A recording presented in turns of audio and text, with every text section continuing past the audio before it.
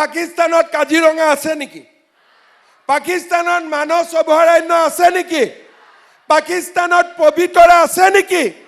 আমাৰ এমপি গৌৰৱ গগৈয়ে পাকিস্তানত 15 দিন থাকি আহিছে।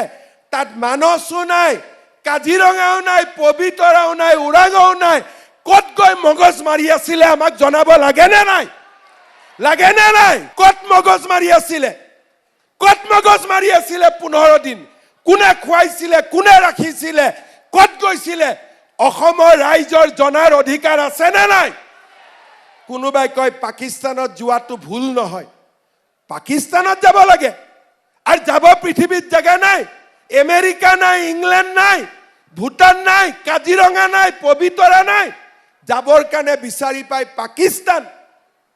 এনেকুৱা মানুহক পাকিস্তান আমাৰ যিমান শত্ৰু, ভাৰতত নিমখ খাই অসমীয়া মানুহৰ ভোট লৈ যোনে পাকিস্তানক জিন্দাবাদ দিয়ে, সি তাতকৈ ডাঙৰ আমাৰ শত্ৰু। সময়ে কাকো ক্ষমা নকৰে।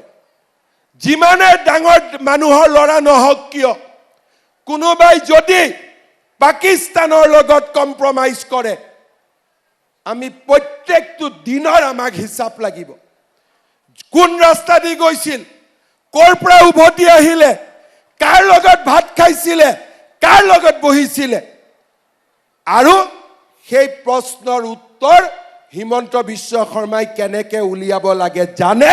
আৰু মই উলিয়াই 10 ছেপ্টেম্বৰৰ আগতে ৰাইজৰ আগত থিয় কৰা। পেহেলগামৰ 27 জন নিৰীহ লোকৰ হত্যাই আমাক শিকাইছে যে ভাৰতৰ ভিতৰত যদি কোনোবা পাকিস্তানী নাথাকিলেহেঁতেন, কোনে এড্ৰেছো গম নাপালেহেঁতেন তেওঁলোক ক'ত আছে। জাগিৰোডত আহি গুলি ফুটাবৰ কাৰণে কোনোবা জাগিৰোডৰ মানুহে মোক সহায় কৰিব লাগিব নে নাই? মই যদি দিল্লীৰ পৰা আহোঁ, জাগিৰোডত বোমা ফুটাব লাগে, জাগিৰোডৰ কোনোবাই মোক সহায় কৰিব লাগিব নে নালাগে? সেইকাৰণে পাকিস্তানীতকৈও ভাৰতৰ ভিতৰত থকা পাকিস্তানী কেইটা আটাইতকৈ বেছি ডেঞ্জাৰাছ। আৰু সিহঁতক আমি কেতিয়াও ক্ষমা কৰিব নোৱাৰোঁ। যে পাকিস্তান জিন্দাবাদ এইবিলাক গ'ল, অসমত বিজেপিৰ চৰকাৰ আছে, ঠেং ভাঙিম যদি কোনোবাই পাকিস্তানৰ জিন্দাবাদ দিয়ে। যোৱা কেইটামান দিন মই দেখা পাইছোঁ অসমৰ ভিতৰতো বহুত পাকিস্তানী লুকাই আছে। ক্ৰিকেট খেলত পাকিস্তান জিকিলে বোমা ফুটাই, আৰু ফেচবুক ছ'চিয়েল মিডিয়াত পাকিস্তান জিন্দাবাদ পোষ্ট লিখে। আমাৰ ঢিঙৰ আমিনুল ইছলামৰ দৰে মানুহ ইয়াত বহুত আছে। মই তেওঁলোককো কৈছোঁ, অসমৰ নিমখ খাই, ভাৰতৰ নিমখ খাই পাকিস্তানৰ জয়গান গালে মাৰি ঠেং ভাঙি দিম।